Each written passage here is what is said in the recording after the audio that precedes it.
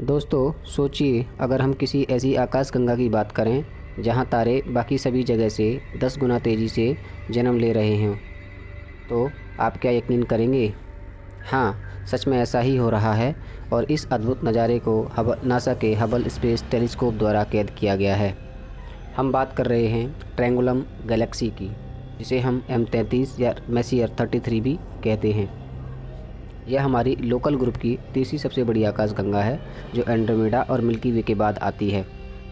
M33 त्रिभुज आकार के नक्षत्र ट्रायंगुलम में स्थित होने के कारण इसे हम ट्रायंगुलम गैलेक्सी कहते हैं। हबल स्पेस टेलीस्कोप द्वारा ली गई 54 अलग अलग छवियों से बनी यह तस्वीर अब तक की सबसे बड़ी उच्च रेजोल्यूशन मोज़ेक है, जो किसी भी वेधशाला द्वारा M33 की ली गई है।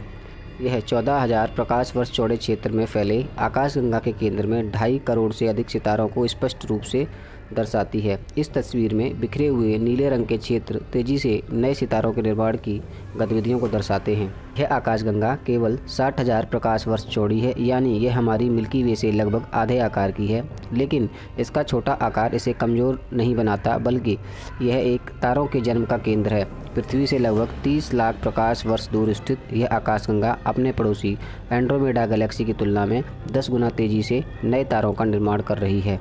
नासा के वैज्ञानिकों के अनुसार इस आकाशगंगा की सुनियोजित और व्यवस्थित सर्पिलबाहें यह दर्शाती हैं कि इसका किसी अन्य आकाशगंगा के साथ बहुत अधिक टकराव नहीं हुआ है। आमतौर पर अन्य आकाशगंगाओं में जब कोई टक्कर होती है तो इससे तारा निर्माण की प्रक्रिया और तेज़ हो जाती है, लेकिन ऐसा ट्रायंगुलम गैलेक्सी में नहीं पाया गया। इस छवि के निचले बाएं भाग में स्थित एक चमकीला नीला क्षेत्र, जिसे NGC 604 कहा जाता है, M33 में सबसे बड़ा तारा निर्माण क्षेत्र है और पूरे स्थानीय समूह में सबसे बड़ी तारकीय नर्सरीज में से एक है। आइए समझते हैं तारकीय नर्सरी किसे कहते हैं और लोकल ग्रुप 30 गैलेक्सियों का ऐसा समूह होता है जिसमें मिल्की वे और हमारी पृथ्वी आती है। साथ ही हम स्टेलर नर्सरीज उसे कहते हैं जब स्पेस में एक ऐसा क्षेत्र जहां नए तारे डेंस क्लाउड के फॉर्म में, जिसमें गैसेस और डस्ट से एक्टिविटी फॉर्म होती रहती हैं, उसको हम स्टेलर नर्सरी कहते हैं। आशा करता हूं आपको ये 2 पॉइंट समझ में आए होंगे, ताकि आपको वीडियो समझने में आसानी मिले। आइए आगे बढ़ते हैं। सवाल यह उठता है, तो फिर यहाँ इतने तारे अधिक क्यों बन रहे हैं? दरअसल यहाँ तारों का जन्म बड़ी मात्रा में मौजूद धूल और गैस की वजह से हो रहा है। इस आकाशगंगा में H2 क्षेत्र नामक विशाल आयोनित हाइड्रोजन बादलों के आपस में टकराने से भारी तारे बनते हैं। यहाँ जो आप बड़े लाल बादल देख रहे हैं, वे दरअसल आयनित हाइड्रोजन के पॉकेट्स हैं, जो इस आकाशगंगा में नए तारों के जन्म में अहम भूमिका निभाते हैं। इनके साथ मौजूद काले धूल और गैस के बादल इस प्रक्रिया को और तेज़ करते हैं। नासा के अनुसार यह जो आपको तस्वीर दानेदार बनावट दिख रही है, यह दरअसल असंख्य तारों का समूह है। माना जाता है कि M33 एंड्रोमेडा की गुरुत्वाकर्षणी साथी आकाशगंगा है और ये दोनों आकाशगंगाएँ हमारी मिल्की वे की ओर बढ़ रही हैं। भविष्य में ये दोनों आकाशगंगाएं मिल्की वे से टकरा सकती हैं और इस टक्कर में M33 भी शामिल हो सकता है, जो कि अब से 4 अरब वर्षों से अधिक समय बाद होगा। M33 की स्पष्ट चमक, जिसे हम अपरेंट मैग्नीट्यूड कहते हैं, वह 5.7 है, जो बिना किसी उपकरण के देखे जाने वाली सबसे दूर की वस्तुओं में से एक बनती है। टेलीस्कोप से इसकी सर्पिल विशेषताएं बेहतर तरीके से देखी जाती हैं, लेकिन यह आकाशगंगा वास्तव में कम आवर्धन, जिसे हम लो मैग्नीफिकेशन कहते हैं, और चौड़ा दृश्य क्षेत्र, जिसे हम वाइड फील्ड ऑफ व्यू कहते हैं, इसके साथ जैसे कि दूरबीन से बेहतर तरीके से देखी जा सकती है। खासकर इसे नवंबर के महीने में आप सबसे आसानी से देख सकते हैं।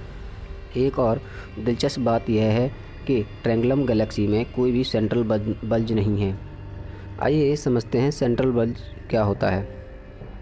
सेंट्रल बल्ज एक स्फेरिकल या फुटबॉल के आकार का एक ऐसा स्ट्रक्चर होता है जहां तारे, गैस और धूल स्पाइरल गैलेक्सी के केंद्र में मौजूद होती हैं। आशा करता हूं आपको सेंट्रल बल्ज समझ में आया होगा। अधिकतर सर्पिल आकाशगंगाओं के केंद्र में एक सुपर मैसिव ब्लैक होल होता है, लेकिन यहाँ ऐसा बिल्कुल भी नहीं है। इसी वजह से इसे प्योर डिस्क गैलेक्सी यानी कि शुद्ध डिस्क आकाशगंगा भी कहा जाता है। वैज्ञानिकों के अनुसार ब्रह्मांड में मौजूद 15 से 18% आकाशगंगाएँ इसी प्रकार की होती हैं।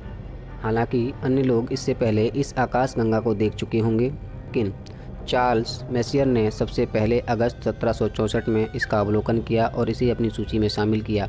1920 के दशक में खगोल शास्त्री एडविन हबल ने M33 में दर्जनों ऐसे सितारों का अध्ययन किया जो समय समय पर अपनी चमक बदल रहे थे। इससे उन्होंने इसकी दूरी का अनुमान लगाया और यह साबित किया कि M33 हमारी अपनी आकाशगंगा के भीतर कोई नेबुला नहीं, बल्कि वास्तव में हमारी आकाशगंगा के बाहर स्थित एक अलग आकाशगंगा है। तो दोस्तों, ट्रायंगुलम गैलेक्सी के बारे में यह रोचक जानकारी आपको कैसे लगी? क्या आप और ऐसे खगोलीय रहस्यों के बारे में जानना चाहते हैं? तो वीडियो को लाइक करें, शेयर करें और हमारे चैनल को सब्सक्राइब करना ना भूलें। मिलते हैं अगले वीडियो में, तब तक के लिए जय Hind. Until next time, keep looking up and stay curious.